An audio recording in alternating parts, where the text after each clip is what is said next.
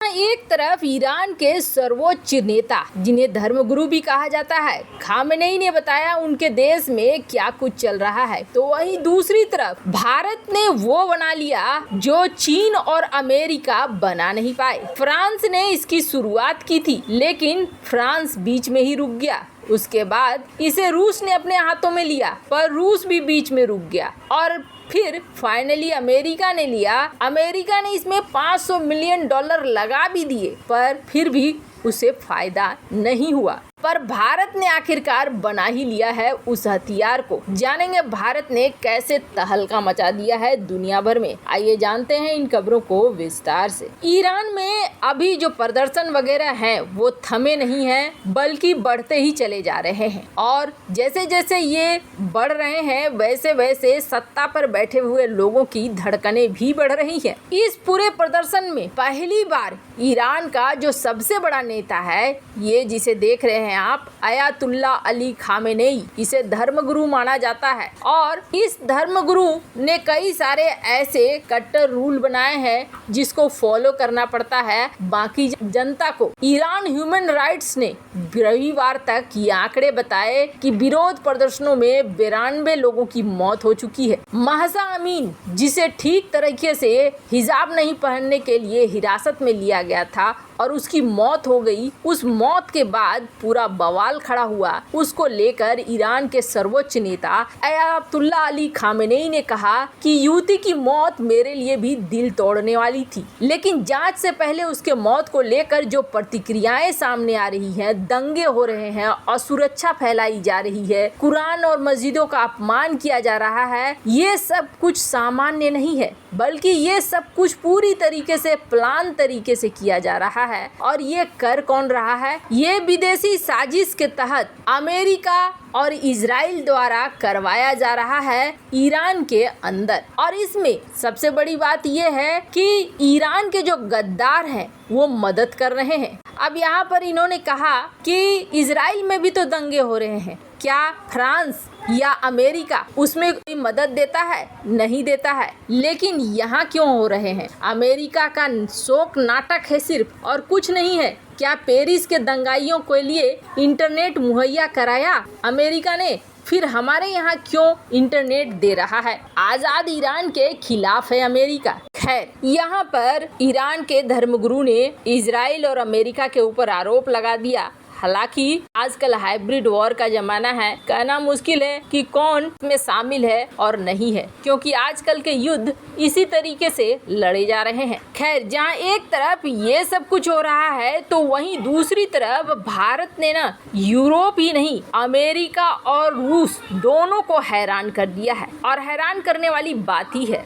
प्रथम विश्व युद्ध हो रहा था ना, तब फ्रांस को ऐसा लगा कि उसके पास एक खास हथियार होना चाहिए। ये हथियार ऐसा होना चाहिए जो एकदम तेज गति से निकले और तेज गति से निकल के टारगेट को हिट करे और टारगेट बचे ही ना। फ्रांस ने शुरू तो किया इस हथियार को बनाने के लिए, और खास तौर पर फ्रांस चाह रहा था अपनी नौसेना के लिए इस हथियार को, ताकि जहाजों को निशाने में लिया जा सके, जो नीचे से उड़ती हुई हेलीकॉप्टर्स हैं उनको निशाने में लिया जा सके। उस समय फ्रांस की सोच बहुत कम थी, उस समय के हिसाब से थी, लेकिन फिर भी फ्रांस इस प्रोजेक्ट को पूरा नहीं कर पाया और फ्रांस ने फिर इस प्रोजेक्ट को छोड़ दिया। प्रथम विश्व युद्ध खत्म हुआ और ये प्रोजेक्ट भी ठंडे बस्ते में चला गया। लेकिन रूस को फ्रांस का ये आइडिया बहुत पसंद आया। रूस ने इस पे काम करना शुरू कर दिया। रूस ने भी काफी दिनों तक इसमें मशक्कत की, काम किया, कुछ हद तक सफलता पाई, लेकिन फिर उसे लगने लगा ये काफी कॉम्प्लिकेटेड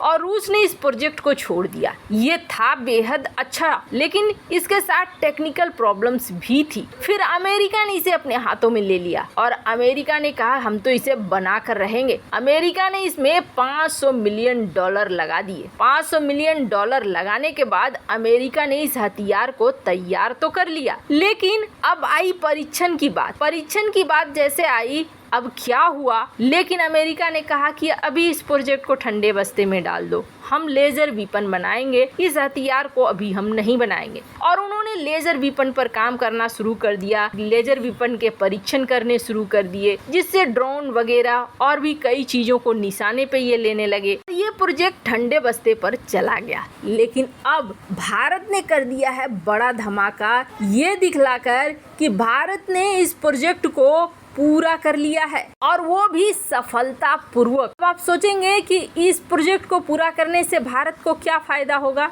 जब इन देशों ने छोड़ दिया तो। अब जरा सोचिए, बारूद से भरे हुए विस्फोटक लेकर कोई हथियार 3 किलोमीटर 1 सेकंड में पार कर जाता है और इस स्पीड से टकराए तो उसका क्या होगा जो इसके सामने पड़ेगा। खास तौर पर नेवी की बात करें तो नेवी तो इतनी मजबूत हो जाएगी इससे कि इसका सामना करना आसान नहीं होगा। और सबसे बड़ी बात यह है कि ये काफी हद तक सस्ता पड़ेगा। इसे इस्तेमाल किया जा सकेगा एंटी एयरक्राफ्ट हथियार के रूप में, जो आसमान से आने वाले हर तरह के समस्या जैसे कि ड्रोन हो, फाइटर जेट हो, उसको निपटाने में कारगर होंगे। तो वहीं एंटी शिप क्रूज मिसाइलों को भी निपटाने में ये कारगर होंगे और इनका इस्तेमाल जमीन पर भी बॉम्बार्डमेंट करने में बहुत ज्यादा हो सकता है। अब ये हथियार है क्या, तो आपको बता दें ये हथियार है रेल गन। जिस रेल गन को पहले फ्रांस ने बनाने की कोशिश की, लेकिन फ्रांस ने फिर इसे छोड़ दिया और उसे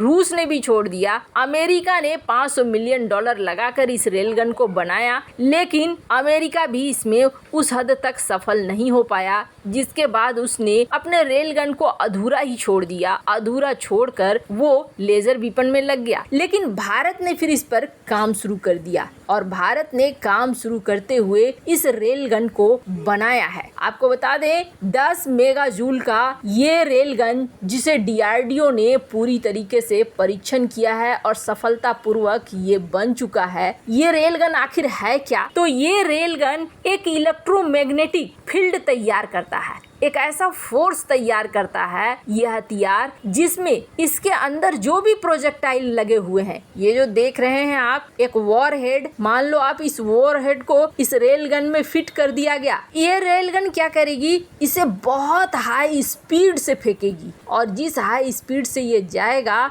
उस हाई स्पीड में ये टारगेट को तबाह कर देगा। अब भारत ने जो रेल गन बनाया है ये पर सेकेंड 2 किलोमीटर से 3 किलोमीटर जा सकती है। मतलब ये किस मैक की स्पीड से जाएगी, 5.9 यानी करीब करीब 6 मैक या फिर 8.89 मैक, इस स्पीड से ये दौड़ेगी।